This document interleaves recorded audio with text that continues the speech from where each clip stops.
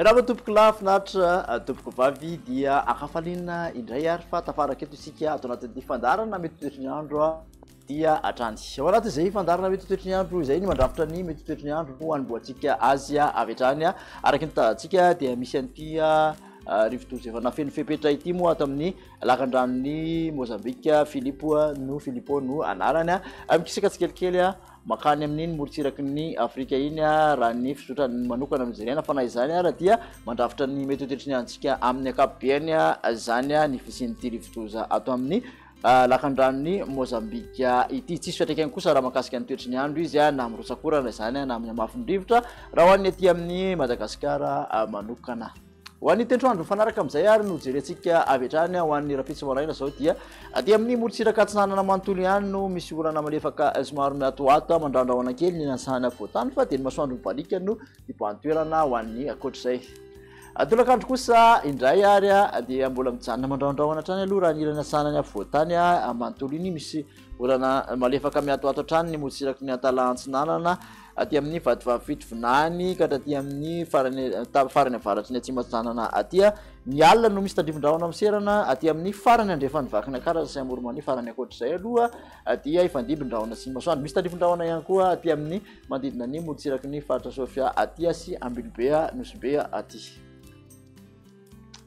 Laha ny vinavina ho an'ny maripana kosa indray dia manodidina ny 9 ka hatramin'ny 20 degré Celsius ny mafana indrindra aty amin'ny avoatany. Morotsiraka atsinanana moa dia 3 ka hatramin'ny 30 degré Celsius izay mafana indrindra izay aty amin'ny andrefana dia mihoatra ny 3 degré Celsius avokoa ny maripana ambony indrindra. Raha ny mafana indrindra manerana ny nosy kosa no jerena dia tafakatra hatramin'ny 30 degré Celsius any Toliara any. Toantsika ho amin'ny alarobia kosa indray ny tolakandro no misy tandrivon-drahona miserana sy ny alina hatrany aty amin'ny tany melaky sy ny farany andrefan'ny faritra Boenady izany hoe manodidina ny Soalala iny misy orana malefaka ihany aty amin'ny Analanjorofo sy ny Sava ary aty amin'ny faran'ny tendrony avaratry ny nosy fa ny akoatr'izay dia ifandimby ny rahona sy ny masoandro. Ny tombatombana ho an'ny maripana ny alarobia kosa dia 17 degré Celsius ny mafana indrindra aty amin'ny avoatany. Raika amin'ny 30 ka hatramin'ny 30 morotsiraka atsinanana 4 amin'ny 30 ka hatramin'ny 30 ny morotsiraka andrefan'ny nosy mafana indrindra moa zany dia aty andrefana sy avaratra andrefana 4 amin'ny 30 any Toliara any ary 4 amin'ny 30 degré Celsius ihany koa aty Majanga aty raha toka 5 amin'ny 30 any Morondava any. Amaranantsika ny toetry ny andro any alakamisy kosa indray dia misy tandrivon-drahona amin'ny akapobeany tolakandro aty amin'ny antitany atsimo andrefana farany avaratry Androy sy ny anosy iny ary nilany andrefan'ny faritra Iorombe. Misy tandrivon-drahona ihany koa ny alina aty amin'ny farany avaratry faritra Melaky sy manodidina Soalala hatrany ary ny faritra Sava sy ny morotsiraky ny faritra Sofia fa ny akoatr'izay dia mifandimby ny rahona sy ny masoandro.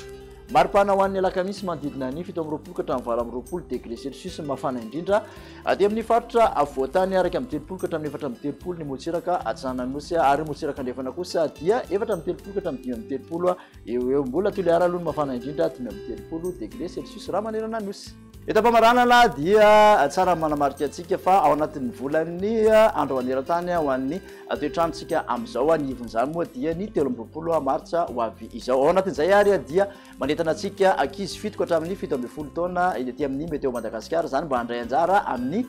asary atao tanana. Io sary io moa zany dia tsara ny manamarika fa mifandraika amin'ny lohahevitra ihany lohalarana amin'ny hetsika mahakasika ny toetrandro izay ny lohahevitra ny tia journée mondiale ity ary indrindrandrindra koa zany ny asa izay ataontsika zany dia maneho ny ady atao amin'ny fiovan'ny toetrandro izay ihany koa. Makasitraka anao nanaraka izay hatramin'ny farany dia manasanao ho amin'ny manaraka indray ary veloma tompoko.